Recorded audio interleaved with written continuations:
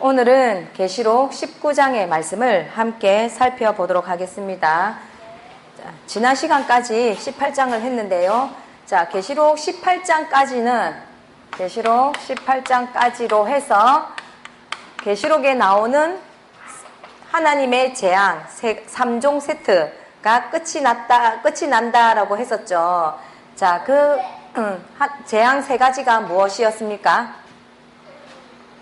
7 인의 재앙, 7 나팔의 재앙, 7 대접 재앙, 이렇게 3종 세트의 재앙이었습니다.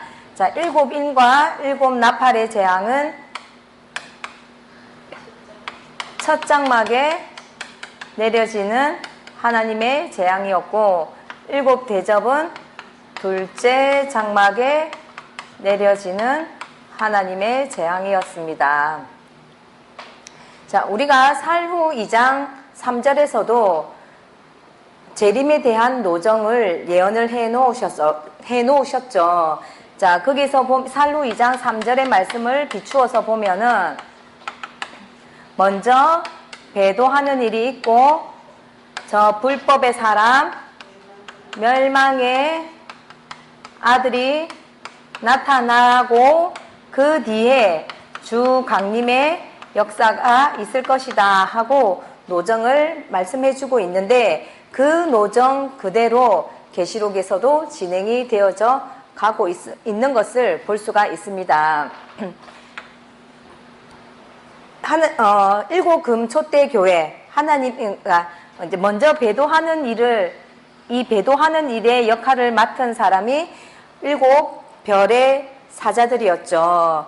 예, 그 첫 장막에 7 별의 사자들이 하나님을 떠나 배도를 하게 되고, 그 다음에 둘째 장막에서 음녀와 7 머리 10뿔 짐승들이 멸망의 아들의 역할을 했었죠. 그리고 나서 이제 그러면은 배도의 일이 끝나고 멸망의 일이 끝났으면 그 다음에는 이제 무슨 차례가 오는 거예요? 주 강림의 역사가 이제 나타나겠다 하는 것을 알 수가 있죠. 이 주 강림에 대한 역사가 지금 오늘 우리가 공부할 이 계시록의 19장의 말씀부터 이제 이 주 강림의 역사에 대한 내용들이 이제 나타나기 시작을 하는 것입니다. 자, 이렇게 재림의 역사를 완성시켜 가야 할 사자가 계시록 12장에서 남자아이로 이미 출현을 했었죠. 예, 이 남자아이가 출현을 했었지만은 이 남자아이가 바로 공식적인 사명을 수행할 수가 없었죠. 예, 장차 만국을 철장으로 다스릴 권세가 주어진다라고 했기 때문에 장차라는 시간이 필요했었다라는 거예요. 그 장차라는 시간은 계시록 18장까지의 사건이었죠.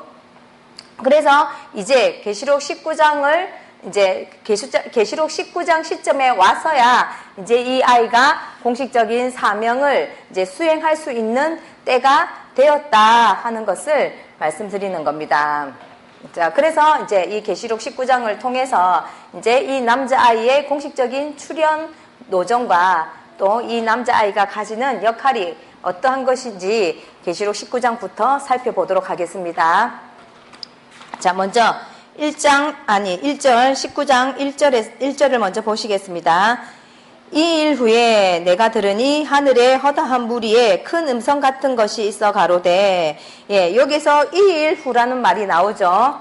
예, 이 일 후라는 것은 사건의 선후 관계를 나타내주는 거기 때문에 매우 중요한 용어라고 말씀을 드렸습니다. 그래서 이 일 후에 계시록 19장의 사건이 이어진다라는 것을 말씀을 하시는 것이니까, 이 일이라는 것은 계시록 18장의 일이겠죠. 계시록 18장에서는 바벨론이 심판받는 내용이었잖아요. 이 바벨론이 심판받고 난 후에 이제 19장의 사건으로 이어지는 것입니다.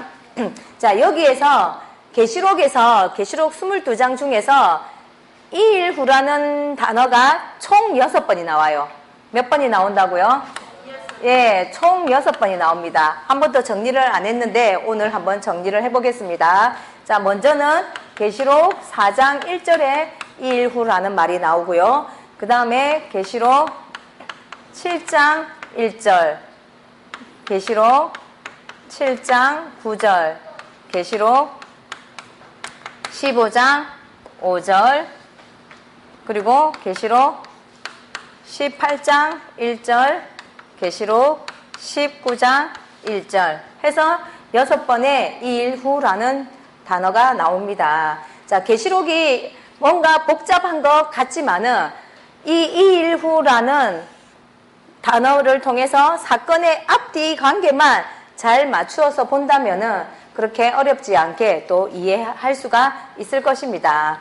자, 이일 후에 18장의 사건이 끝난 후에 이제 내가 들으니 하늘에 허다한 무리에 큰 음성 같은 것이 있어 가로되 할렐루야 구원과 영광과 능력이 우리 하나님께 있도다. 그의 심판은 참되고 의로운지라. 음행으로 땅을 더럽게 한 큰 음녀를 심판하사 자기 종들의 피를 그의 손에 갚으셨도다 하면서 찬양을 부르고 있는 거죠. 그리고 두 번째 가로되 할렐루야 하더니 그 연기가 세세토록 올라가더라. 예, 우리 연기 했었죠. 예, 계시록 8장에서도 성도들의 기도를 향이라고 했는데 이 성도들의 기도가 올라가는 것을 하나님께로 올라가는 것을 향연 연기라고 표현을 했었죠. 예, 그 찬양의 소리가 올라가더라. 이제 이 표현이 이런 뜻이겠죠. 자, 또 24장로와 네 생물이 엎드려 보좌에 앉으신 하나님께 경배하여 가로되 아멘 할렐루야 하니 보좌에서 음성이 나서 가로되 하나님의 종들 곧 그를 경외하는 너희들아 물론 대소하고 다 우리 하나님께 찬송하라 하더라. 예.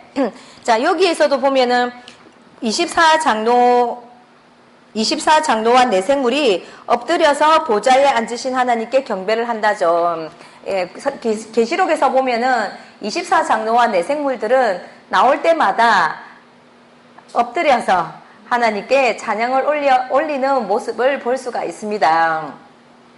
예, 이 24장로와 내생물들은 완전히 하나님에 대한 어떤 존경심, 이런 겸손한 마음이 몸에 배어져 있는 모습인 거죠. 예, 우리들도 이런 겸손함이 빨리 몸에 배어졌으면 좋겠습니다. 자, 여기에서 한 단락 지어서, 자, 여기 이 1절에서 5절까지의 이 찬양에서, 찬양의 핵심 내용 2가지가 있습니다. 예, 그 핵심 내용을 한번 살펴보도록 하겠습니다. 핵심 내용 첫 번째가 뭐냐? 1절에 보시면은 구원과 영광과 능력이 구원과 영광과 능력이 우리 하나님께 있도다 하고 찬양을 하죠. 그리고 두 번째가 뭐냐니까 음행으로 땅을 더럽게 한 음녀를 심판했다 그랬죠. 예, 18장에서 음녀를 심판했잖아요. 그 음녀의 심판은 의롭다 하고 찬양을 하는 거예요. 이 2가지가 찬양의 핵심 내용인 거예요. 자, 먼저 첫 번째 거를 좀 살펴보면은 구원과 영광과 능력이 우리 하나님께 있도다 하고 찬양하는 이 찬양의 문구가 뭐 그다지 특별할 것 같은 내용이 아니죠. 어느 누구나 하나님을 믿는 백성이라면은 어느 때든지 이렇게 찬양을 할 수 있는 것 같은 이제 그런 내용이에요. 그래서 시편에도 보면은 이런 유사한 표현들이 이제 많이 되어져 있는데 이제 예수님만 믿으면 구원받는다라는 입장에서 본다면은 이런 찬양이 아무 때나 어느 누구나 할 수 있는 찬양이라고 볼 수가 있어요. 그러나 지금 우리는 계시록을 배우고 있는 입장이잖아요. 계시록의 흐름의 입장에서 이거를 본다면은 이것은 아무나 찬양을 하고 아무 때나 찬양을 드릴 수 있는 내용이 아니라는 거예요. 자, 왜 그러냐면은 계시록 12장 10절에 한번 가보세요.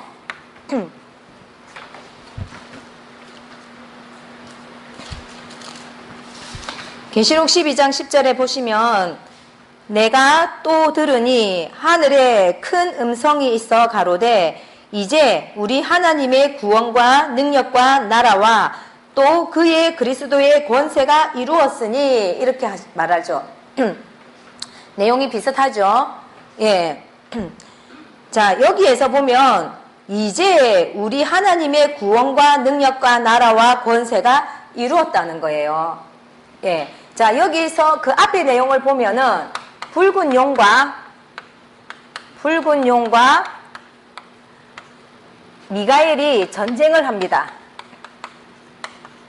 붉은 용은 사단, 미가엘은 하나님의 천사입니다. 예. 붉은 용과 미가엘이 전쟁을 하는데 이 전쟁에서 이 용이 땅으로 내어 쫓긴다는 거예요.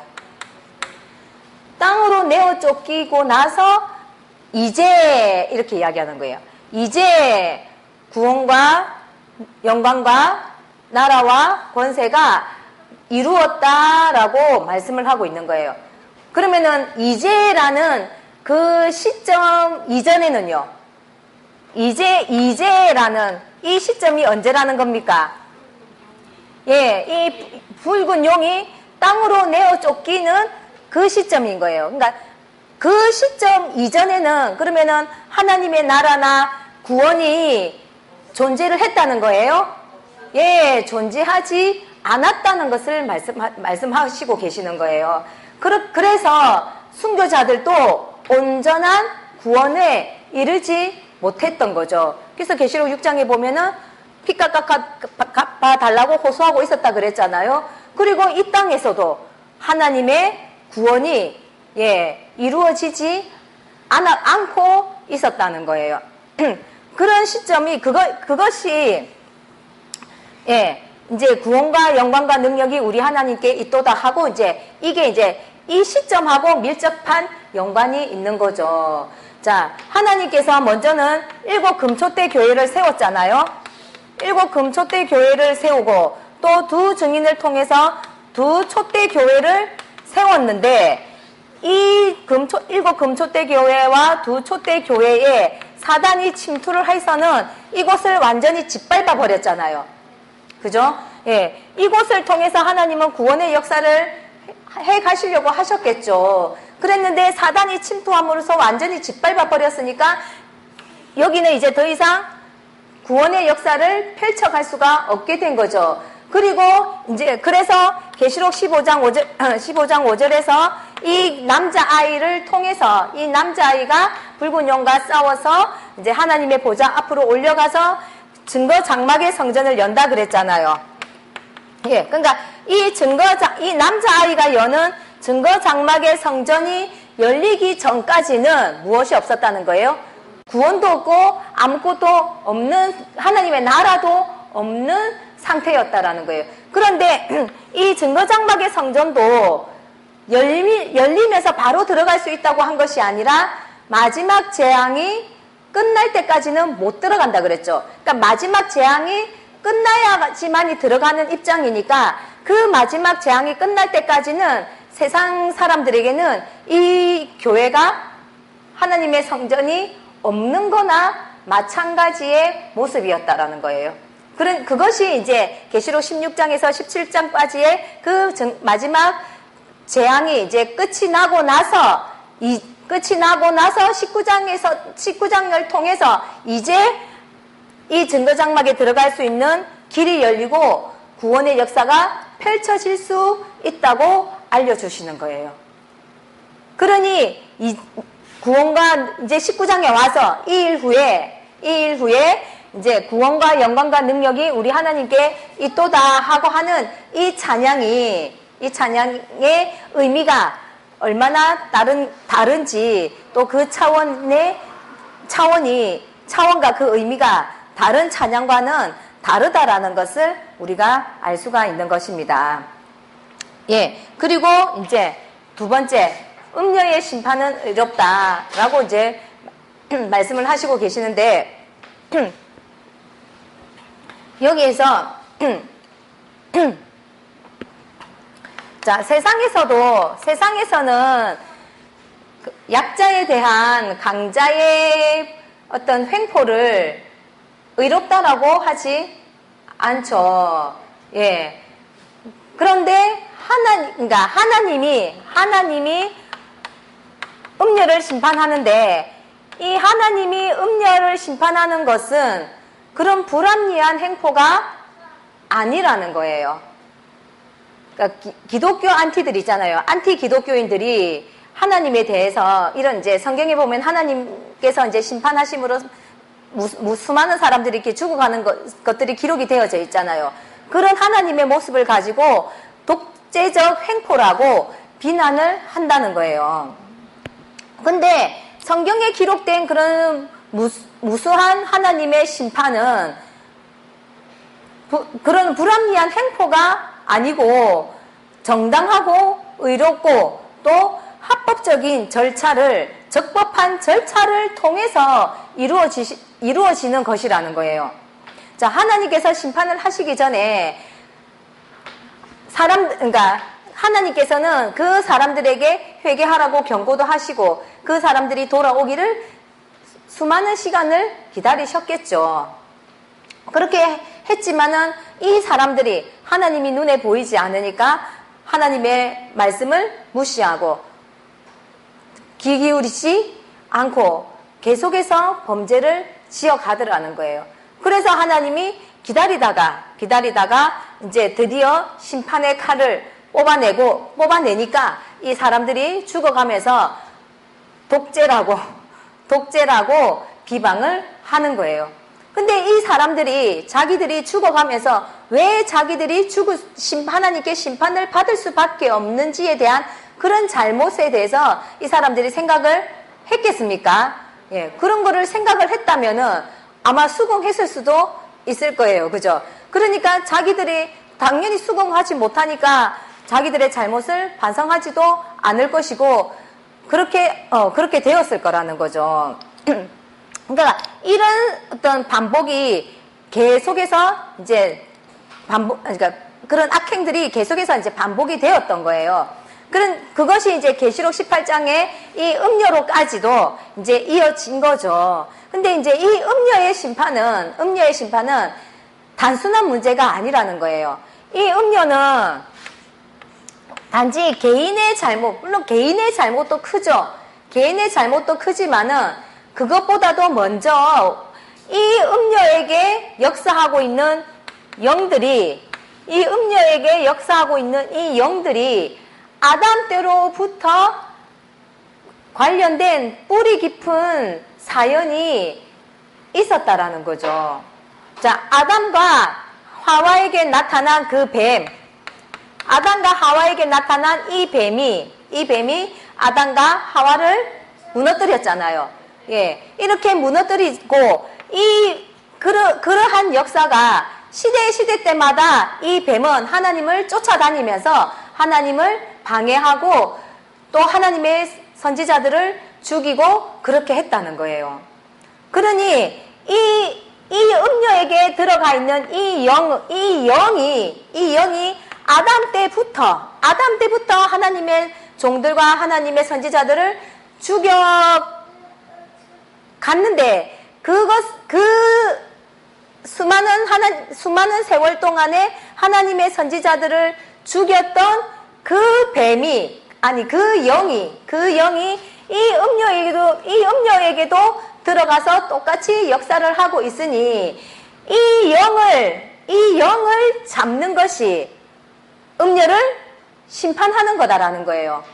그러니까 지금까지 온 인류를 죽음의 구름텅이로 넣었던 그 원인 제공자인 그 영, 아담 때부터 시작되었던 그 뱀의 그 뱀에게 들어간 그 영을 잡는 일이기 때문에 이 음녀를 심판하는 것은 의로운 일이고 정당한 일이다라는 거예요. 그러한 입장에서 봐보세요. 이것이 불합리한 행포라고 말할 수가 있겠습니까?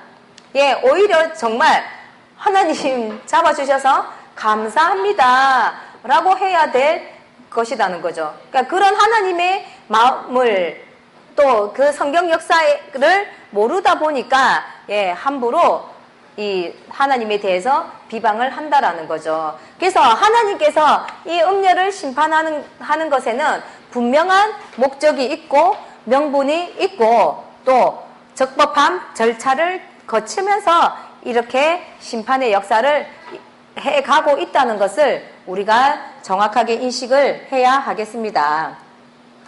네, 자 이제 6절로 넘어가도록 하겠습니다. 자 6절에서도 또 내가 들으니 허다한 무리의 음성도 같고 맑은 물소리도 같고 큰 내성도 같아서 가로되 할렐루야 우리 주 하나님 곧 전능하신 이가 통치하시도다.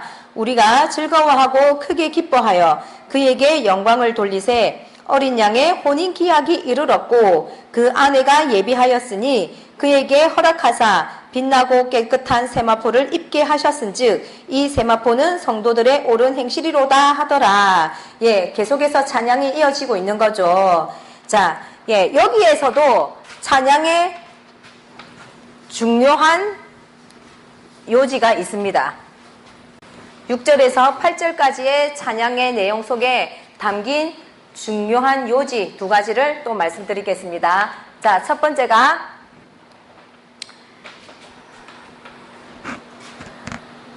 우리 하나님 곧 전능하신 이가 통치하시도다. 예. 하나님이 통치하신다 그러시죠.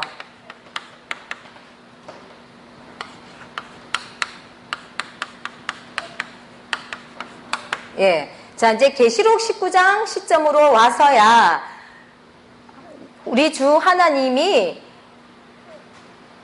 이 땅의 통치권을 직접 발휘하신다는 겁니다. 그동안에는 하나님께서 이 통치권을 마귀한테 빼앗겨서는 제대로 이 땅의 통치권을 행사하지 못했죠. 예. 자, 그러면은, 그렇게, 그 통치권을 이제 하나님께서 이제 직접 발휘하신다고 말씀을 하고 있는데, 자, 그러면 언제 이 통치권을 하나님께서 빼앗겼습니까? 언제 빼앗겼겠습니까? 당연히 아담 때겠죠. 예. 아담 때에 통치권을 빼앗겨서는 이제 지금 19장에 와서 통치하신다 하고 있으니까 이 세월이 몇 년이에요? 예. 6,000년 만에 지금 하나님께서는 통치권을 되찾으시고 이제 이 땅을 직접 통치하시겠다고 하시는 거예요. 그러니까 하나님의 마음은 얼마나 이 날을 기다리고 있었겠습니까? 그런데 우리 신앙인들은 예, 하나님께서 기다리는 이런 심정은 전혀 아랑곳하지 않고 신앙생활을 하고 있죠. 예를 들면은 아버지가 부도가 나서는 집이 망해서 땅바닥에 앉아 있는데 철없는 아들이 피자 사달라고 땡깡을 부리고 있는 그런 모습이 우리 신앙인들의 신앙생활의 모습이라는 거예요. 열심히 기도한다고 기도원 가서 기도하고 철야 기도하고 하는 그런 것들이 피자 사달라고 땡깡 부리는 모습과 같은 모습이다라는 거예요. 예. 성경 역사는, 하나님의 성경 역사는 하나님께서 이 통치권을 마귀에게서 빼앗긴 이 통치권을 되찾으시고자 하는 전쟁 역사를 기록한 것이 성경 역사라는 것을 우리가 인식하고 명심을 해야 하는 것입니다. 자, 이렇게 통치를 하신다고 찬양을 합니다. 자, 그리고 두 번째는 어린 양의 혼인 기약이 이르렀고 그 아내가 예비되었다고 합니다. 어린 양의 혼인 기약이 이르렀고 예, 아내가 예비되었다 하고 찬양을 하죠. 자, 먼저 어린 양의 혼인 기약이 이르렀다라는 말씀을부터 살펴보겠습니다. 자, 어린 양은 누굽니까? 예, 예수님이죠. 그러니까 예수님의 혼인 기약이 이르렀다 이 말씀이 되는 거죠. 자, 통일교회 문선명 아시죠? 예, 통일교회 문선명이도 자기가 결혼을 할 때 어린 양의 혼인잔치다 하면서 아주 거대하게 결혼식을 했다고 합니다. 그리고 저기 하나님의 교회 안상홍 증인회 아시잖아요. 예, 그 안상홍도 지금 죽었잖아요. 그래서 그 아내가 장길자라는 사람이 자기가 어린 양의 아내라고 지금 교주 행세를 하고 있죠. 예. 이 어린 양의 혼인잔치가 그들의 그런, 예, 결혼식이나 그런 것을 말하는 것이 아니겠죠. 예. 자, 그러면은 어린 양의 혼인 기약이 이르렀다는 말이 무엇이냐. 자, 또 예를 하나 들어본다면은 옛날 분들은 이렇게 자식이 태어나면은 집안 대 집안으로 어른들이 먼저 종혼을 할 때가 있잖아요. 그죠? 예. 그래서 이제 이 자식들이 이제 유치원을 가고 초등학교를 가고 중학교를 가고 이러면은 이제 중학교가 끝날 무렵이 되면은 자, 이제 때가 됐다 하면서 이제 결혼할 때가 되었다 이렇게 이야기하잖아요. 그러면 그거는 무슨 말이에요? 이미 이전에 결혼할 것을 서로가 사돈을 맺을 것을 약속을 했다 이 말인 거죠. 그래서 그 약속한 시간이 이르렀다 이 말인 거잖아요. 그것처럼 이 어린 양의 혼인 기약이 이르렀다는 것도 이미 하나님께서 오래 전에 이미 이전에 이 기약한 약속이 있다는 거죠. 그 약속의 시간이 예, 이르렀다라는 것을 말씀하시는데 그러면은 누가 언제 누구랑 결혼을 한다는 말일까요? 자, 먼저 호세아 2장 19절을 가보도록 하겠습니다.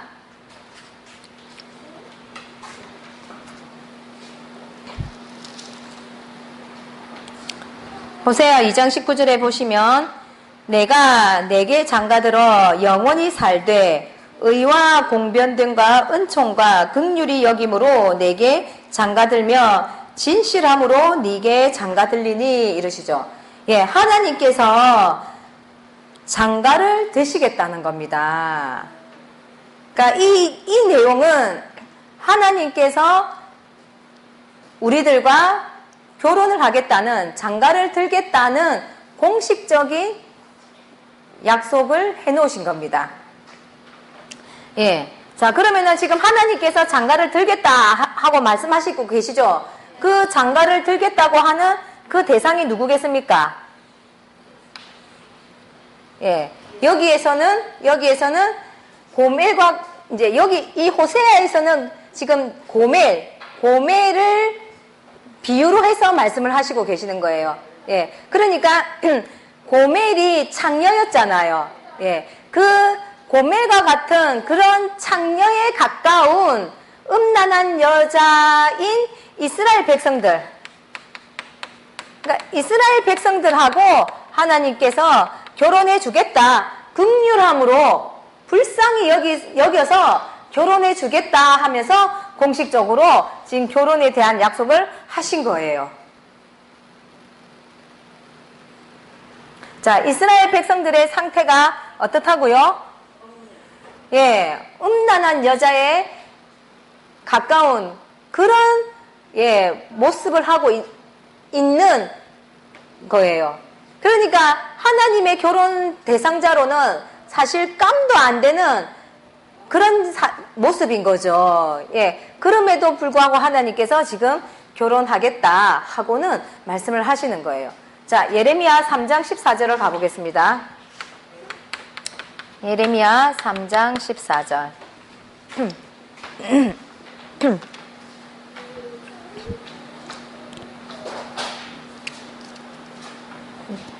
나 여호와가 말하노라. 배역한 자식들아 돌아오라. 나는 너희 남편이민이라. 예. 하나님께서 뭐라 하십니까? 배역한 자식들아 돌아오라. 돌아오라 하는 거 보니까 멀리 떠나갔나 봅니다. 예. 근데 여기서 자식들아 돌아오라 해놓고는 나는 너희 남편이다. 또 하나님께서 너희 남편이다 라고 말씀을 하고 계시죠. 예, 그러니까 여기에서도 한도 끝도 없이 고멜과 같이 도망다니는 그런 여자와 같은 이스라엘 백성들을 돌아오기를 기다리시면서 돌아오면 너와 결혼하겠다고 예, 절규하시는 음성인 거예요. 그리고 여기에서 보면은 이 배역한 하나님의 백성들을 성읍에서 하나와 족속 중에서 둘을 택하여서 시온으로 데리고 온다죠. 그리고 내가 또 내 마음에 합하는 목자를 너희에게 주리니 그들이 지식과 명철로 너희를 양육하리라. 그러니까 이 백성들을 하나님께서 마음에 합하는 목자가 있다는 거예요. 그 목자를 통해서 이 하나님의 백성들이 그러니까 지식과 명철로 교육을 해서, 그러니까 신부로서 단장하도록 교육을 시킨다는 거예요. 네. 그러니까 하나님은 우리 백성들을, 그러니까 이렇게 구체적으로 신부 단장할 수 있도록까지 예비하시고 이렇게 인도를 하고 계신다는 거예요. 그러니까 이런 것이 우리 백성들에 대한 하나님의 마음인 거죠. 그러니까 이런 하나님의 마음을 안다면 우리가 딴 데다가 정신 팔 게 아니라 신부 단장하는 것에 마음을 쏟아야 되겠죠. 예. 자, 이렇게 하나님이 누구랑 하나님의 백성과 결혼을 하겠다고 말씀을 해놓으셨다는 거죠. 그리고 그것이 또 신약에서는 마태 25장을 통해서 마태 25장에 열처녀 비유 있죠? 예. 이 열처녀 비유를 통해서 또 결혼하겠다는 메시지를 남겨 놓으신 거예요. 그러니까 2000년 또는 3000년 전부터 하나님께서는 결혼하실 것에 대해서 약속을 해 놓으셨고, 이제 19장에 와서 그 결혼할 때가 이르렀다고 말씀하시는 것이 지금 여기에서 어린 양의 혼인기약이 이르렀다 하는 이 뜻이다, 이 말인 겁니다. 조금 이해가 되십니까? 예.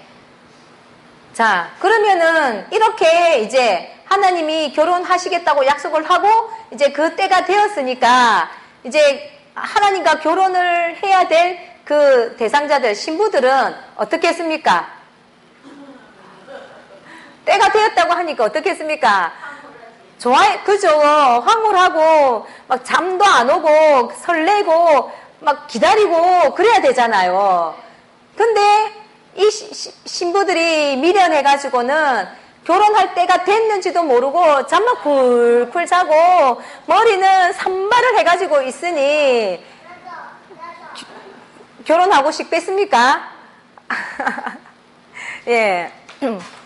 우리 신앙인들의 모습이 이런 상태다라는 거예요. 그래서 예수님께서도 이 마태 25장을 통해서 슬기로운 처녀와 미련한 처녀에 대해서 말씀을 해주신 거예요. 그럼 예수님도 미련한 처녀하고 결혼을 하고 싶겠습니까? 예, 사람들도 차라리 여우가 낫지, 그죠? 곰 같은 여자보다 여우 같은 여자가 낫다 하잖아요. 근데 세상에서도 그러한데 하물며 예수님이 미련한 처녀랑 결혼하고 싶겠습니까? 성경에서도 미련한 처녀를 엄청 싫어하는 것을 기록을 해놨어요. 잠언서에 보시면은요, 미련한 자하고 곡식하고 같이 절구통에 넣어서 찧었더니 미련이는 껍데기도 안 벗겨졌다라는 거예요. 그리고 또 미련한 자를 만나는 것보다 차라리 새끼 암곰을 만나는 것이 더 낫다라고까지 표현을 해 놓으신 거예요. 그러니까 얼마나 이 미련한 처녀를 싫어하는지 아시겠죠? 예, 그러니까 우리도 이런 미련한 티를 벗어버리려고 노력을 해야 되겠죠. 자, 얼마나 이 미련한 처녀들이 진짜 미련한지 마태복음 22장에 보시면은 이제 그 마태복음 22장에 그 혼인잔치에 대한 천국은 아들을 위하여 혼인잔치를 베푼 어떤 임금과 같다 하시면서 혼인잔치에 대한 비유를 하십니다. 그래서 아들을 위해서 혼인잔치를 열었는데, 임금님이 열었는데, 이제 혼인잔치를 열었으니까 손님들을 청해야 될 거 아니에요. 그래서 손님들을 청했더니, 이 사람들이 혼인잔치에 오라고 하는데, 청함을, 오지를 않는다는 거예요. 오지를 않고, 오히려 땅 사러, 밭 사러, 다른 볼일을 보고, 볼일 보러 가고는 이 자리에 안 온다는 거예요. 예수님하고의 결혼인데, 이 사람들이 진짜 뭣도 모르고 지금 튕기고 있는 거죠. 예. 그러니까 이런 것들을 알아보지 못하니까 초청을 거절을 하는 거겠죠. 예. 그러니까 그런 것이 그렇게 미련한 모습이다라는 거예요. 그렇게까지 미련한 것을 싫어하시는 것을 이 기록을 통해서 볼 수 있는데, 자, 우리도 지금 신부의 입장이잖아요. 그죠? 예, 어린 양의 혼인잔치에 참여해야 하는 그런 신부의 입장이라고 한다면은 정말 이러한 말씀을 통해서 미련한 처가 아닌 슬기로운 처녀가 되도록 우리가 이 말씀을 통해서 그 모습을 가꾸어 가야 되겠습니다. 예.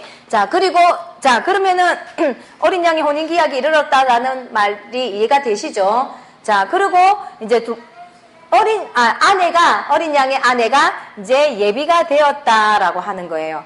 자, 이 어린 양의 아내에게 빛나고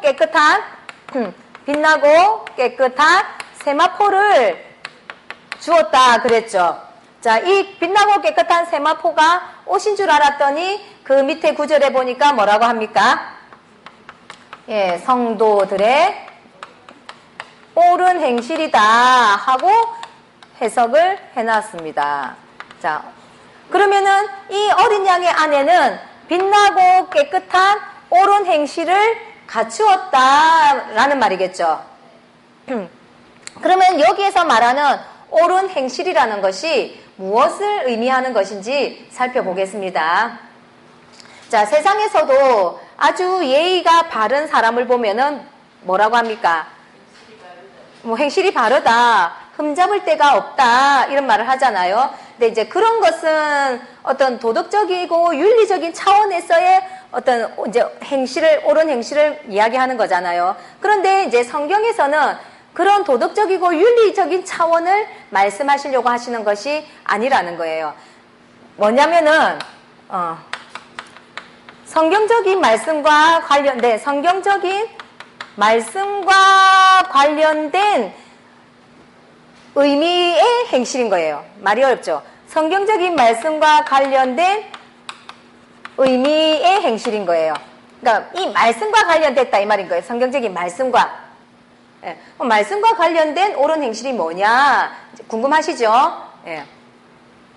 자, 예수님께서도 요한복음 15장 3절에 보시면은 너희는 내가 일러준 말로 깨끗해졌다 이렇게 말씀을 하세요.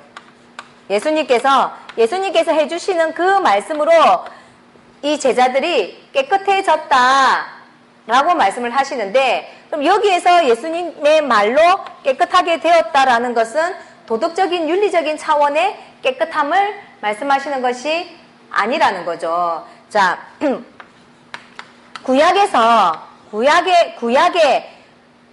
율법적인 신앙이 있었죠. 그죠? 예, 구약 시대 때에는 하나님이 주신 그 율법적인 지식과 그런 율법적인 의식에 관한 행동들을 했잖아요. 그런 행동들을 벗어나서 신약적으로 흠이 없다는 것을 말하는 거예요. 자, 이렇게 말하니까 어렵죠? 예를 들면은, 구약 때에 주신 율법이 뭐였습니까? 안식일을 지켜라. 또, 소 잡고, 양 잡고, 제사를 지내고, 이렇게 했잖아요. 그죠? 이런 것들은 구약의 율법적인 의식이죠. 예. 이렇게 안식일을 지키고, 소 잡고, 양 잡고, 하는 것으로, 이제 제사를 드리는 것으로 하나님을 섬기는 예를 행했는데, 이것이 예수님이 오셔서는 예수님의 가르침, 예수님의 신약적인 가르침으로 행실을 바꾸어 가는 것을 말씀하시는 거예요. 그러니까 안식일을 지키라 하니까 우리는 뭐 했습니까? 날짜를 지켰잖아요. 유대인들이 안식일을 지켰잖아요. 그래서 안식일에는 일도 하지 않고 또 안식일에 해당되는 그런 법에 어긋나는 행동들을 하지 않았잖아요. 그랬는데 예수님께서 오셔서는 안식일의 주인은 나다, 인자다 하시면서 예수님을 영접하는 것이 안식일을 지키는 것으로 바꾸어 주셨죠. 신약적인 개념으로 바꾸어 주셨죠. 그리고 소 잡고 양 잡으면서 제사를 지냈던 것은 내가 속죄의 제물로 온 양이다, 내가 속죄의 제물이다 하는 것으로 예수님께서 알려주셨죠. 그죠? 그러면은 그 예수님의 가르침을 내가 받아들이면은 이 행동을 그대로 날짜 안식일 지키려고 애쓰겠습니까? 소 잡고 양 잡겠습니까? 예, 예수님은 소 잡고 양 안 잡으셨잖아요. 그래서 제자들도 양 안 잡았잖아요. 예, 그런 행동으로 바꿔가는 거예요. 그것이 뭐냐? 예, 옳은 행실을 갖추었다라는 거죠. 자, 성전 건축하라 하면은 우리는 건물을 짓는 성전 건축을 했죠. 추수감사절을 지내고 맥추절을 드리라고 하니까 곡식에 추수감사절을 드렸다라는 거예요. 또 뭐 세례라든지 성만찬이라든지 뭐 이런 모든 개념들, 이런 걸로부터 시작해서 또는 설교하는 거, 또 교회를 운영하는 방식들 있죠. 방식들, 또는 그러니까 모든 종교적인 행실들 있잖아요. 그러니까 그런 모든 종교적인 행실들을 그러니까 성경적인 입장에서 성경적으로 하자가 없는 것을 깨끗하다라고 말씀하시는 거예요. 성경적으로 하자가 없는 것. 이해되시겠습니까? 그래서 이 어린 양의 안에는 이런 말씀적인 체계와 또 그 말씀에 따르는 신앙적인 행동들이 있을 거 아니에요? 그런 행동 양식들을 하나님 보시기에 하자가 없는 그런 신앙적인 행동 양식으로 무장되어 있다라는 뜻인 거예요. 또 다른 예를 하나 들어볼까요? 왕궁에 가면은 왕궁에서 지켜야 하는 법도가 있잖아요.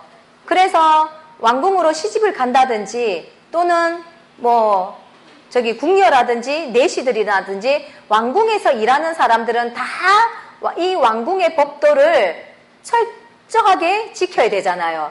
그래서 미리 배우고 가죠. 이 왕궁에서 지켜야 하는 법도를 제대로 못 지키면은, 예, 쫓겨나기도 하고, 또 벌을 받기도 하고 그러잖아요. 그런 것은 흠이 있는 거죠. 그러면은 그 법도를 못 지키는 그 흠은 도덕적이고 윤리적인 차원이에요? 아니죠. 예, 그런 식이다라는 거예요. 그러니까 하나님을 그러니까 하나님 교회를 안 다니던 사람들이 교회를 다니려고 하니까 뭐 행동 하나라든지 말 하나 하는 것들이 다 어떻습니까? 어색하고 실수투성이라는 거죠. 예, 그런 어떤 신앙적인 행실, 그러니까 그런 신앙적인 행실에 흠이 없다라는 거예요. 그러니까 그런 신앙적인 행실은 뭐 우리가 도덕적으로 윤리적으로 뭐 착하다 하는 그런 개념하고는 다른 거잖아요. 이해되시죠? 예, 그러니까 그런 차원의 옳은 행실을 말씀하시고 계시는 거예요. 그리고 또 하나 야고보서 3장 1절을 보겠습니다. 내 형제들아 너희는 선생된 우리가 더 큰 심판 받을 줄을 알고 많이 선생되지 말라. 예. 우리가 다 실수가 많으니 만일 말에 실수가 없는 자면 곧 온전한 사람이라 능히 온 몸도 굴레 씌우리라. 자, 여기에서 뭐라고 합니까? 선생이 되어라는 거예요? 선생이 되지 말라는 거예요? 될 수 있으면 되지 말라 그러죠. 왜요? 예, 선생이 받을 심판이 더 크기 때문에 그렇다는 거예요.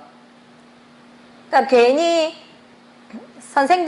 선생돼가지고 잘못해가지고 더 큰 벌을 받지 말라 이제 이 말씀이 거죠. 예, 그러면서 우리가 다 실수가 많으니 만일 말에 실수가 없는 자면은 곧 온전한 사람이라는 거예요. 그러니까 우리가 실수가 많은데 그 모든 실수들을 안 하는 것이 온전한 사람이 아니라 뭐만 안 하면은 예, 말에 실수만 없으면 온전한 사람으로 해준다는 거예요. 그러면 여기서 말하는 말은 뭘까요?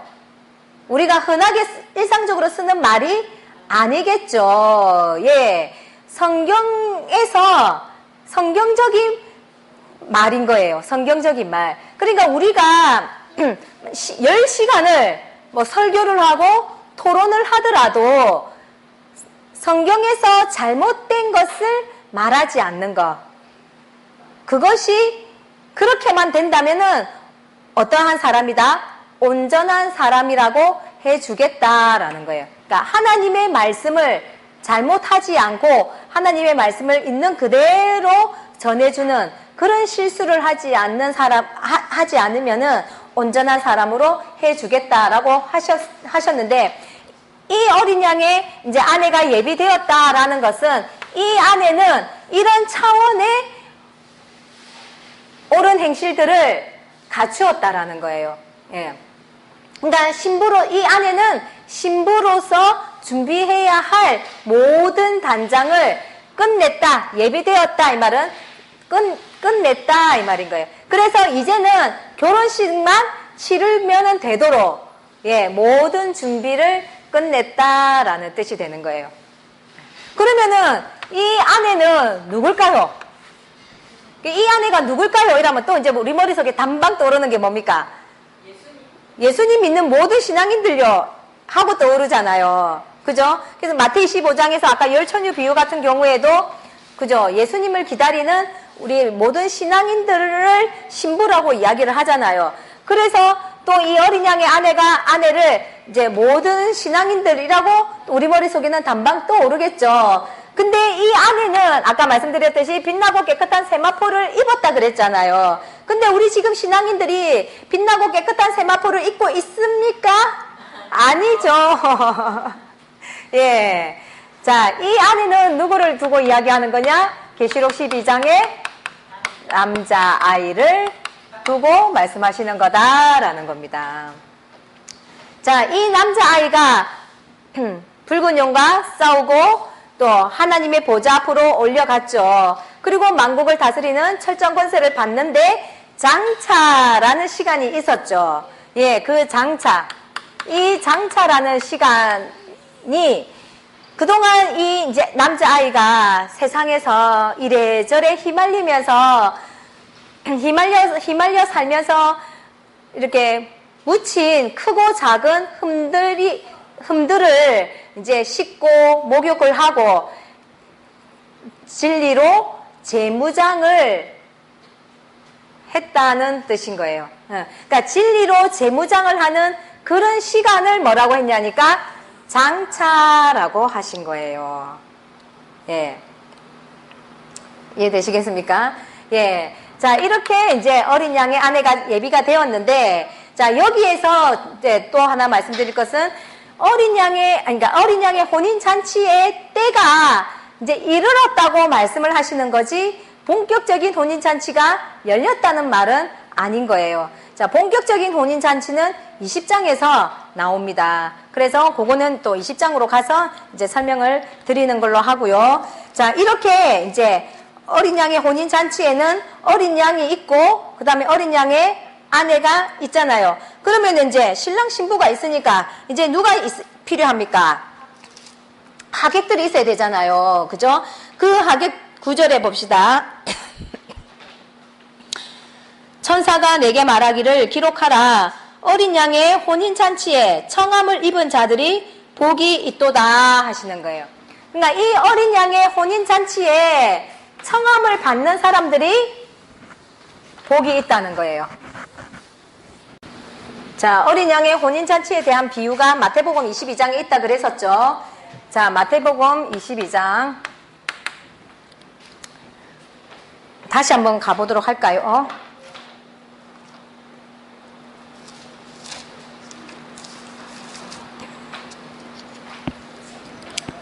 예, 2절부터 보시면은 천국은 마치 자기 아들을 위하여 혼인잔치를 베푼 어떤 임금과 같으니 그 종들을 보내어 그 청한 사람들을 혼인잔치에 오라 하였더니 오기를 싫어한다는 거예요.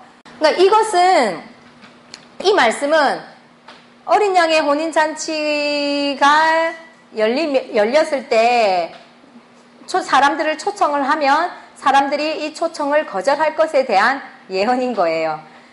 예, 마지막 때에 교회들에게 초청을 하는데 이 초청을 이제 거절하는 거죠. 그러면은 이 예언이 실제적으로 이루어진다면은 진짜 그런 모습으로 거절하는 모습으로 나타나겠죠. 예, 자 이렇게 이 혼인잔치, 그러니까 어린 양의 혼인잔치에 관한 소식인 이 계시록의 말씀. 예, 이 계시록의 말씀을 들을 수 있도록 자리를 다 깔아놨는데 이 사람들이 듣기를 싫어하고 귀 기울이지 않는다는 거예요. 자, 이 어린 양의 혼인잔치에 청함을 받는 자들이 어쨌든 복이 있다고 말씀을 하시는데, 자, 이 어린 양의 혼인잔치에 들어가기 위해서는 우리가 또 필요한 준비물이 있어요.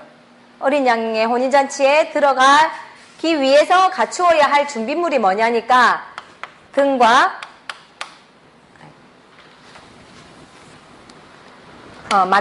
마태 25장에 나오는 등과 기름, 그 다음에 마태복음, 아까 지금 여기 마태복음 22장에 그거는 조금 이따가 다시 할게요. 자, 등과 기름을 준비하라고 하시는 거예요. 등이라는 것은 하나님의 말씀을 의미하는 거죠. 주의 말씀은 내 발의 등이요 그랬죠. 예, 등은 하나님의 말씀을 의미하는 것이고, 기름은 이 하나님의 말씀의 뜻을 깨달아서 내 마음에 빛을 비추고 있는 것을 의미하는 거예요.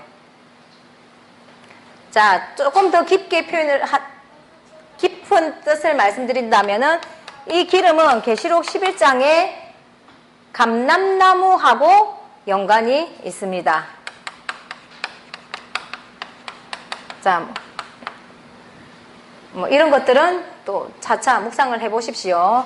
예. 자, 이렇게, 그러니까 등과 기름을 준비하라는 것은, 예, 우리를 세상의 빛이라고, 그러니까 너희는 세상의 빛이다 하신 것처럼, 그러니까 이런 빛을, 이 진리의 빛을 이 세상에 비추어서 빛과 그러니까 소금의 역할을 하라는 이제 그런 의미로 생각을 하시면 되겠습니다. 자, 그리고 아까 우리가 마태 22장 찾았죠? 예, 이 마태 22장에서도 이제 그렇게 혼인잔치를 베풀어서 사람들을 초청하니까 사람들이 오지 않으니까 임금님이 화가 나서는 이 사람들을 다 진멸을 해버리고 사거리로 가서는 전원자, 벙어리, 기머거리, 절뚝발이 다 데리고 와서는 이 잔치집을 채워라 하시죠. 그래서 이 잔치집을 이제 채워가지고는 임금님이 이제 이 잔치집에 온 사람들을 이렇게 두루 살펴보고 있는데 보니까 그 중에서 예복을 입지 않은 사람이 있더라는 거예요. 예, 혼인잔치집에 무엇을 안 입은 사람? 예, 예복을 입지 않은 사람이. 그러니까 이 예복을 입지 않은 사람은 손과 발이 묶여서 성 밖으로 쫓겨났다 하는 내용인 거예요. 그러니까 혼인잔치집에는 반드시 뭐를 뭐를 갖춰야 되느냐? 예, 예복을 갖춰야 된다는 거예요. 근데 예복, 옷이죠? 이것도 아까 우리 세마포 옳은 행실 했잖아요. 이런 것들과 연관지어서 생각해 보시면 되는 것이겠죠. 예, 이렇게 이런 것들을 준비를 해서 혼인잔치집에 우리가 가야 되는 겁니다. 예. 자, 내가 어린 양의 아내가 아닌 이상은 우리는 뭐예요? 하객이잖아요. 그죠? 그러니까 하객으로서의 준비물인 등과 기름과 예복을 잘 준비를 해야 되겠죠. 그러니까 이제 이런 말씀을 우리가 이제 알게 되면은 이제 내 신앙생활의 포인트를 어디다 두어야 되겠습니까? 예, 등과 기름과 예복을 준비하는 데다가 초점을 맞춰야 되겠죠. 여전히 금식기도 하고 있으면 되겠습니까? 예. 그거는 배운 사람으로서의 맞지 않는 모습인 거죠. 그러니까 이런 예복들을 등과 기름과 예복을 준비해 가는 이런 모습도 이제 옳은 행실을 갖춰가는 모습이 되는 거겠죠. 예. 예. 그리고 이제 10절로 넘어갑니다. 내가 그 발 앞에 엎드려 경배하려 하니 그가 나더러 말하기를 나는 너와 및 예수의 증거를 받은 내 형제들과 같이 된 종이니 삼가 그리하지 말고 오직 하나님께 경배하라. 예수의 증거는 대언의 영이라 하더라. 예, 이제 이 사도 요한이 이제 이런 엄청난 소식을 듣고 나니까 어떻겠습니까? 그래서 이제 감사합니다 하면서 이제 인사를 하려고 하니까 이 천사가 이제 인사를 이제 나한테 하지 말고 하나님께 해라. 이제 이렇게 말씀을 하시죠. 예, 이제 우리는 또 아직은 이제 사람이다 보니까 맞죠? 이제 우리가 이렇게 칭찬도 받고 싶고 또 하나님께 드려야 할 그런 영광을 우리가 다 받고 싶은 그런 유혹들이 항상 있잖아요. 그쵸? 예. 그래서 그런 유혹들을 우리가 잘 끊어가야 되는 거예요. 이 자칫하다가는 예, 패가 망신할 수도 있다는 겁니다. 자, 이제 11절로 넘어가겠습니다. 이제 조금 분위기가 또 바뀝니다. 자, 11절을 보시면은 또 내가 하늘이 열린 것을 보니 보라 백마와 탄자가 있으니 그 이름은 충신과 진실이라. 그가 공의로 심판하며 싸우더라. 예, 하늘이 열린 것이 보이죠. 하늘이 있죠. 언제 열었습니까? 계시록 15장 5절에서 열었죠. 예, 하늘에 열린 것을 보니 누가 있다고 합니까? 예, 백마와 이 백마를 탄 자가 있다는 거죠. 예, 그래서 백마 탄자가 있다는 거예요. 이 백마 탄자의 이름이 무엇이라고 하냐 보니까 충신과 진실이다 하고 말씀을 하시죠.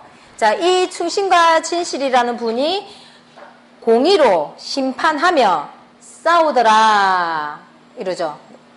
그리고 그 눈이 불꽃 같고 그 머리에 많은 면류관이 있고 이름 쓴 것이 하나 있으니 자기밖에는 아는 자가 없다는 거예요. 예, 이 충신과 진실이라는 분에 대한 설명인 거죠. 또 그가 피 뿌린 옷을 입었는데 그 이름은 하나님의 말씀이라 칭하더라. 하늘에 있는 군대들이 희고 깨끗한 세마포를 입고 백마를 타고 그를 따르더라. 예, 여기서 또 보니까 이 충신과 진실을 따르는 누가 나오는 거예요? 예, 군대가 나오죠. 군대. 이 군대들도 뭐를 타고 있다는 거예요? 백마를 타고 또 희고 깨끗한 세마포를 입고 있다 하죠. 보입니까? 예, 희고 깨끗한 세마포를 입고 있다고 합니다. 자, 아까 앞에서는 어린 양의 혼인잔치를 준비하는 내용이었잖아요. 어린 양의 혼인잔치를 막 준비하고 있는데 지금 여기에서는 또 전쟁을 준비하는 거예요. 예. 자, 군대라는 것은 뭐 전쟁 때 쓰이는 조직이잖아요. 그죠? 그러니까 지금 전쟁을 준비하고 있는 지금 모습인 거예요. 근데 이것이 육적인 전쟁이 아니라 예, 영적인 전쟁이니까 어린 양의 혼인잔치를 준비하는 중에도 지금 이 영적인 전쟁을 준비하는 거겠죠. 자, 영적인 전쟁. 에베소서 6장에 보면은 뭐라 했습니까? 우리의 전쟁은 혈과 육에 대한 것이 아니라 공중 권세를 잡고 있는 악한 영들과의 전쟁이다. 이렇게 말씀을 하셨죠. 그러면 이 악한 영들, 사단 마귀하고의 전쟁인데 이 악한 영들의 전쟁에서 이제 갖추어야 할 무기가 어떤 거냐 보니까 활과 창이 아니라는 거죠. 이 충신과 진실도 철 갑옷을 입고 있다고 하지를 않았고 무엇을 입고 있다는 거예요? 피 뿌린 옷을 입고 있다는 거예요. 그러니까 육적인 전쟁이 아닌 건 줄 아시겠죠? 예, 이 피 뿌린 옷이 뭐냐 봤더니 하나님의 말씀이다 하고 말씀해 주시는 거죠. 그러니까 여기 에베소서 6장 10절에서 이하에서도 뭐라 했습니까? 구원의 방패, 이 무기들에 대해서 구원의 방패, 믿음의 방패, 구원의 투구를 쓰고 복음의 신발을 신고 손에는 성령의 검을 들고 이렇게 표현을 해놨잖아요. 그런 성령의 검은 하나님의 말씀이다 이랬죠. 그러니까 이 사단과 대적하기 위한 강력한 무기는 뭐라는 겁니까? 그렇죠. 하나님의 진리의 말씀이다라는 것을 의미하는 것이겠죠. 예. 그런데 여기서도 이 충신과 진실이라는 분이 무엇을 피 뿌린 옷을 갖추었다. 하나님의 말씀을 입었다. 이 말인 거죠. 자, 여기에서 이제 또 우리가 조금 깊이 있게 생각해야 될 게 이제 이 충신과 진실이라는 분이 피 뿌린 옷을 입었다 그랬죠. 그리고 또 아까 빛나고 깨끗한 세마포를 입고 있다 그랬잖아요. 그러니까 빛나고 깨끗한 세마포는 성도들의 옳은 행실이라고 그랬고 이 피 뿌린 옷은 하나님의 말씀이라고 그랬죠. 예. 근데 이 충신과 진실을 따르는 이 군대들도 무엇을 입고 있다는 거예요? 희고 깨끗한 세마포를 입고 있다고 하는 거예요. 그러니까 이 세마포를 그러니까 희고 깨끗한 세마포를 입지 않으면은 하나님의 군대가 될 수가 없다라는 겁니다. 우리 군인들도 보면은 이제 지금 현역하고 있는 군인들이 군복을 아주 그저 이렇게 딱 군기가 들어있어가 각을 딱 세우고 그저 그렇게 입잖아요. 근데 예비군들은 어떻습니까? 예, 모자도 삐딱하게 쓰고 단추도 다 풀어헤치고 그렇잖아요. 그러니까 그런 것처럼 우리는 하나님의 군대잖아요. 그러니까 하나님의 군대이기 때문에 무엇으로 갖추어져 있어야 되냐니까 옳은 행실, 옳은 행실을 갖추고 있어야 된다라는 거예요. 뭐 어디 누가 보나 안 보나 뭐 어떤 자리에 있든지 간에 이 하나님의 말씀으로 이렇게 무장되어져 있는 뭐 그런 모습을 그러니까 뭐랍니까? 그러니까 반듯한 진리로 무장을 해서 그런 반듯한 생활 태도를 이렇게 언제 어디서든 누가 보든지 보지 않든 그런 모습을 갖추어 있어야 된다는 것을 말하는 거예요. 그러니까 얼마나 우리가 신경 쓰고 살아야 되는지를 아시겠죠? 예.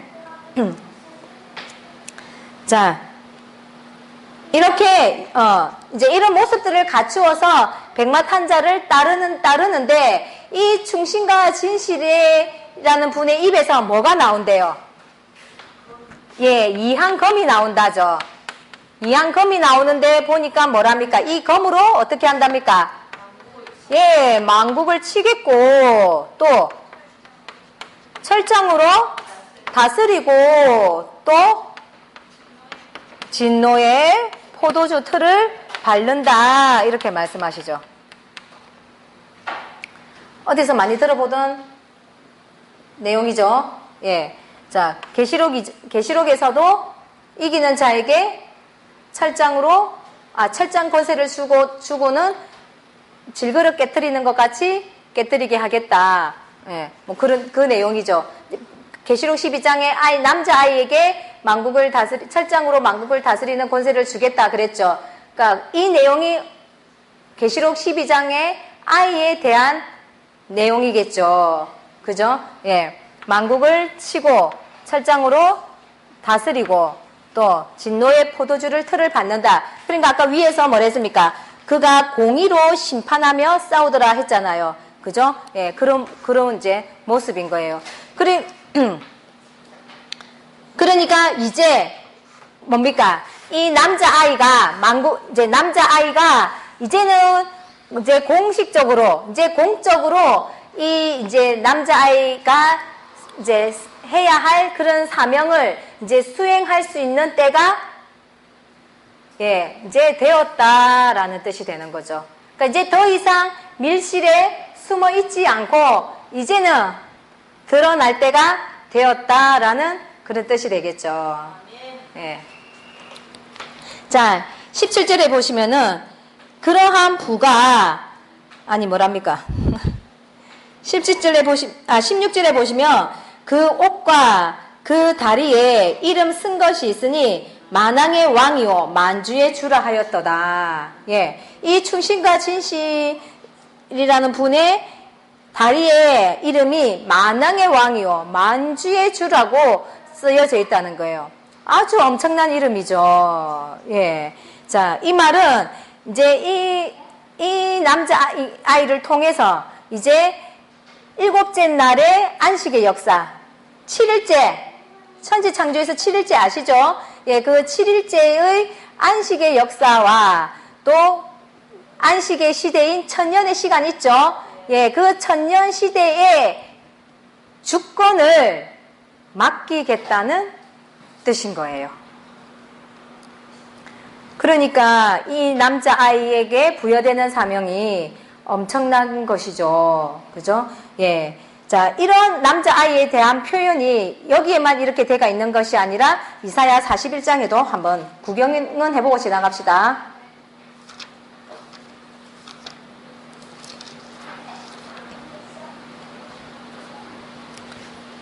예, 41장 2절부터 한번 보겠습니다.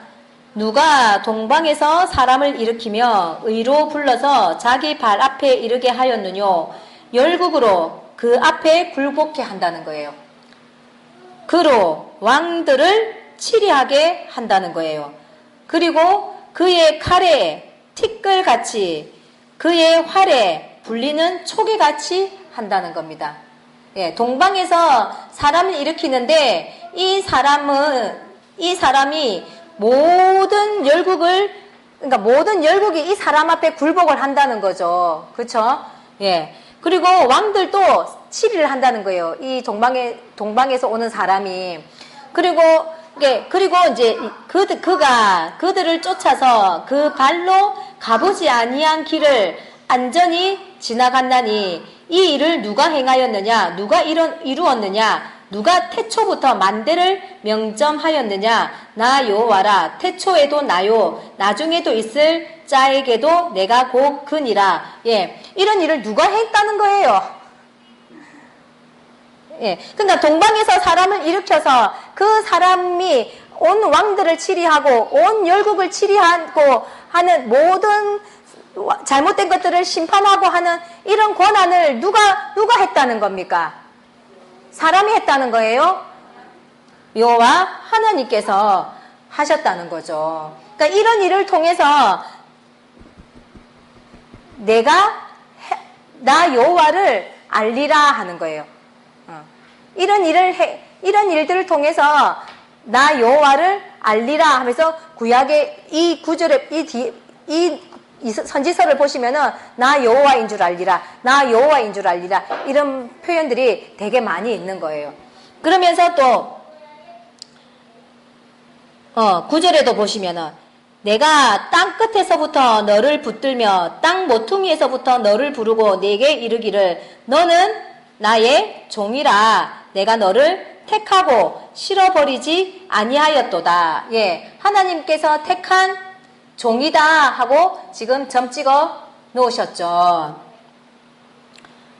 또 쭉 이래 보시면은 15절에도 한번 보시면은 보라 내가 너로 이가 날카로운 새 타작기계를 삼으리니 네가 산들을 쳐서 부스러기를 만들며 작은 산들로 격압게 할 것이라. 예, 이제는 이가 날카로운 새 타작기계로 만들었다는 거예요.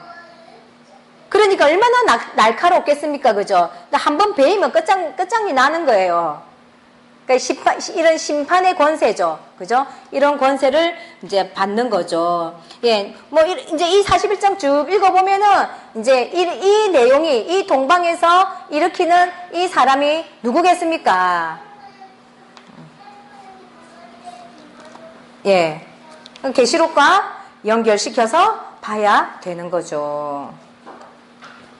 예, 그러니까 이 남자아이의 이런 사명, 충신과 진실이라는 이 분의 이 어떤 권위, 이런 어떤 사명이라든지 이런 이제 차원이, 그러니까 하나님께서 어떻게 지금 예정을 해 놓으시고, 예, 또 설명을 하고 계시는지, 나타내시는지를 이제 이런 말씀들을 통해서 우리가 확인하고, 이런 의미들을 우리가 마음에 담고 정말 섬겨야 할 분을 섬기고 존중하고 공경해야 되겠죠. 예, 그리고 이제 계속 갑시다. 17절이죠. 17절에도 보시면은 이제 또 내가 보니 한 천사가 해에 서서 공중에 나는 새를 향하여 큰 음성으로 외쳐 가로되 와서 하나님의 큰 잔치에 모여 왕들의 고기와 장군들의 고기와 장사들의 고기와 말들과 그 탄자들의 고기와 자유한 자들이나 종들이나 물은 대소하고 모든 자들의 고기를 먹으라 하더라. 예. 자, 뭐라고 합니까? 이제 새들에게 와가지고는 이 고기를 먹으라 하고 이제 말씀을 하시죠. 하나님의 큰 잔치에 오라는 거예요. 이 새들 보고. 그러니까 여기서 하나님의 큰 잔치는 그럼 뭐겠습니까? 예, 어린 양의 혼인잔치겠죠. 이 어린 양의 혼인잔치에 새들을 불러서는 지금 이 준비되어져 있는 이 고기들을 먹고 배불리라 하고 말씀을 하시는 거예요. 자, 이 혼인잔치에 대해서, 자, 예, 마태복음 22장을 한 번 더 보도록 하겠습니다. 자, 마태복음 22장에 보면은 이제 혼인잔치에 이제 오찬을 준비를 했어요. 나의 소와 살찐 짐승을 잡아 놓았으니까 와서 이것들을 먹어라 하면서 이제 이 잔치를 했어요. 자, 그러면 여기 우리가 이제 이 계시록의 말씀을 모를 때는 그냥 또 나의 소와 살찐 짐승이라고 하니까 잔치집에 가면 다 고기 있잖아요. 그죠? 돼지머리 눌린 것도 있고.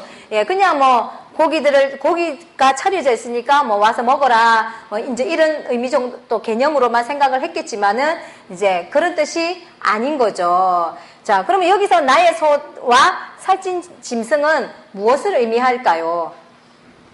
자, 신명기 25장 4절에 보시면은, 찾지는 않겠습니다. 신명기 25장 4절에 보면은 소에 대한 말씀이 나오는데, 소의 입에 망을 씌우지 말라 하는 내용이 나와요. 소의 입에 망을 씌우지 말라고 하시는데, 이 내용에 대해서, 사도 바울이 설명을 해줍니다. 고린도전서 9장 9절에서. 자, 고린도전서 9장 9절만 보겠습니다.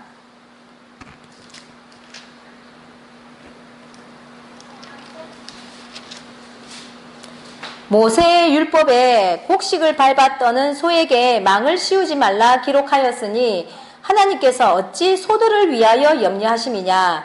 예, 모세의 율법에 곡식을 밟아 떠는 소에게 망을 씌우지 말라 기록하였다 그랬죠. 이 관주를 보시면 신명기 25장 4절이라고 나와 있어요. 예, 그 내용을 인용을 해서 말씀하시기를 어찌 이 말씀이, 이 신명기에 있는 말씀이 어찌 소들을 위해서 염려하심이겠냐 이 뜻이죠. 전혀 우리를 위하여 말씀하심이 아니냐. 우리가 누굽니까? 이 사도 바울과 함께 말씀을 전하는 사람들인 거예요. 그러니까 과연 우리를 위하여 기록된 것이니 밭가는 자는 소망을 가지고 갈며 곡식 떠는 자는 함께 얻을 소망을 가지고 떠는 것이라. 예. 그러니까 하나님의 말씀을 전하는 목자를 두고서 서로 비유를 한 거예요. 그러니까 이 소는 이제 하나님의 목자인 거죠. 목자인데 나의 소라고 했으니까 하나님의 목자를 말씀하시는 거예요. 그러면 누가 하나님의 목자겠습니까? 배도한 7 종들이 하나님의 목자였던 거예요. 배도한 하나님의 그 7 종들이 나의 소였던 거예요. 그리고 그러면 여기서 이제 살찜 짐승이라는 것은 짐승 하면 떠오르는 게 뭐 있습니까? 뭐가 떠오릅니까? 예, 7머리 10뿔 짐승이 떠오르죠. 예, 이 7머리 10뿔 짐승이 떠오르는데 여기서 보니까 살찐 짐승이라고 그러죠. 뭘 많이 처먹었는가 봅니다. 예, 이 7머리 계시록 13장에 나오는 7머리 10뿔 짐승이 하나님의 장막에 들어가 가지고는 하나님의 백성들을 다 잡아 먹어버렸잖아요. 그러니까 살이 쪘겠습니까? 안 쪘겠습니까? 예, 이 나의 소와 살찐 짐승을 잡아놓고 잔치를 배설하는 거예요. 그러니까 이 고기들을 먹으라는 거예요. 그러니까 계시록 19장의 말씀, 이 말씀인 거예요. 연결이 되십니까? 예, 그리고 이 나의 소와 살찐 짐승을 잡았다라는 것은 뭐 했다? 심판했다. 예. 이 말씀인 거죠. 그러니까 나의 살찐 짐승을 잡았다, 심판했다라고 하니까 계시록 18장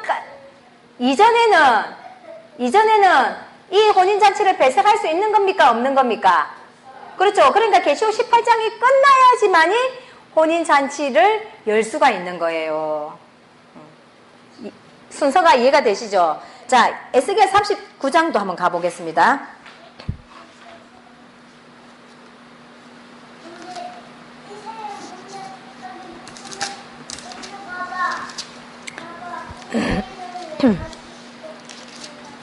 (39장) 17절에서부터 보시면은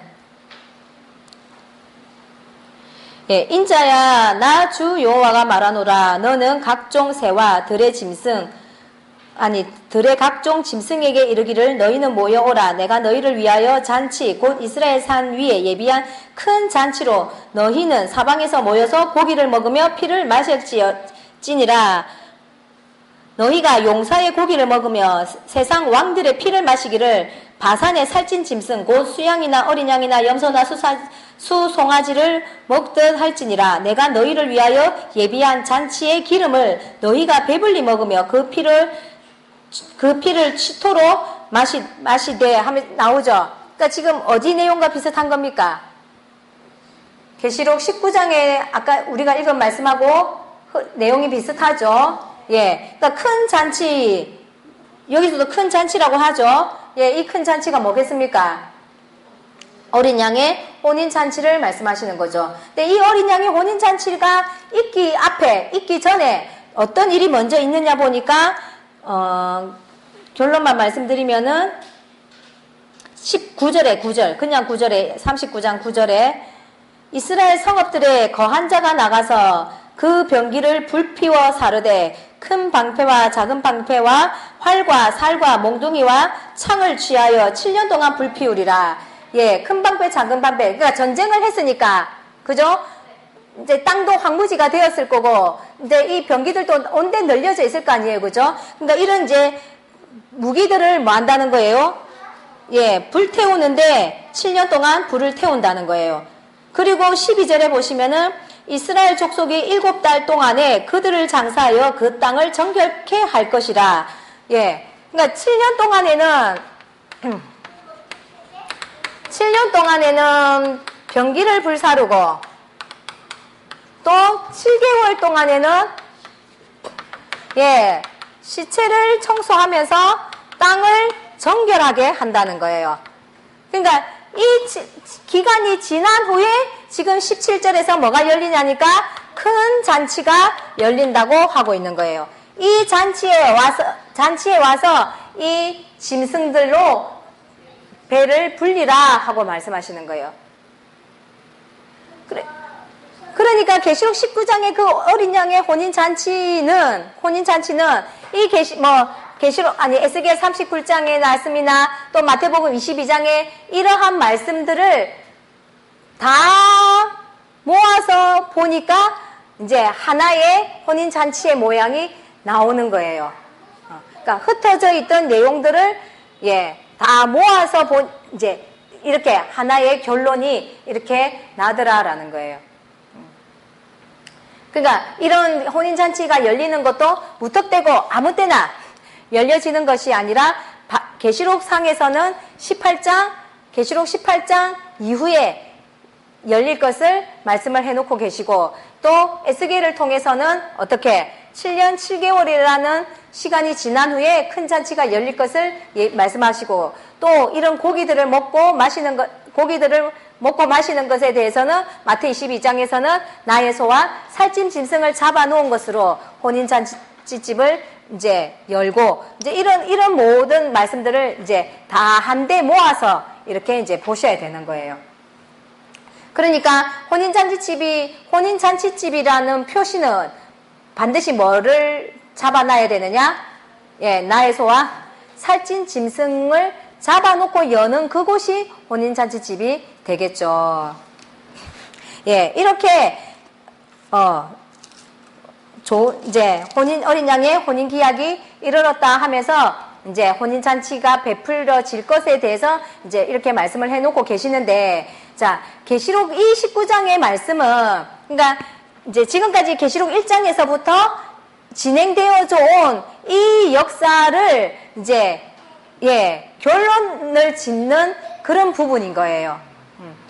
더 나아가서는 창세기에 아담 때부터 수많은 시간이 거쳐왔잖아요. 그러니까 그 수많은 역사를 이제는 마무리하는 그런 단계에 지금 도달해 있는 거예요.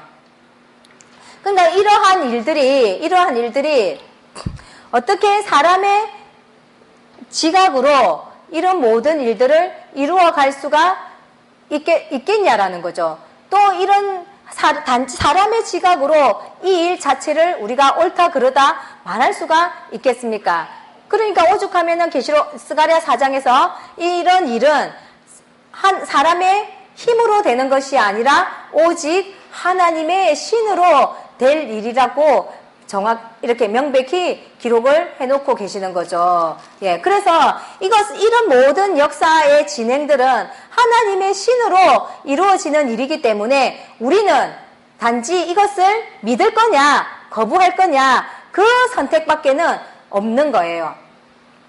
신명기 30장 19절에서도 보시면은 하나님께서 네 앞에 복과 저주와 생명과 사망을 네 앞에 두었으니까 네가 살고 싶거든 복과 생명을 택해라는 거예요. 그러니까 우리가 할 수 있는 거는 영생이냐, 영벌이냐, 죽음이냐, 생명이냐, 이거를 택하는 것밖에는 우리가 할 수 있는 것이 없는 거예요.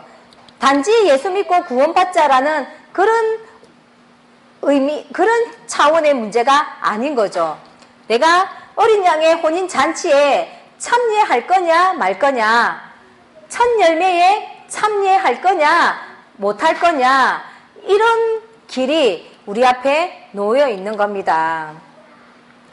그래서 너무 진짜 예수님 믿고 천국 가자는 그 엄중한 말씀을 우리가 너무 단순하고 정말 이렇게 간편한 구원으로 우리가 이렇게 희석을 시켜버려서 이렇게 믿고 살아가는데 정말 그 말씀의 엄중함을 우리가 회복을 해야 되겠죠. 예, 그래서 이런 역사가 이제 우리 앞에 이렇게 진행되어져 갈 때에 우리가 믿음으로 받아들일 수 있도록 믿음도 준비하시고 이 복에 참여하는 저와 여러분들이 되어져 가기를 예수님의 이름으로 축원드립니다.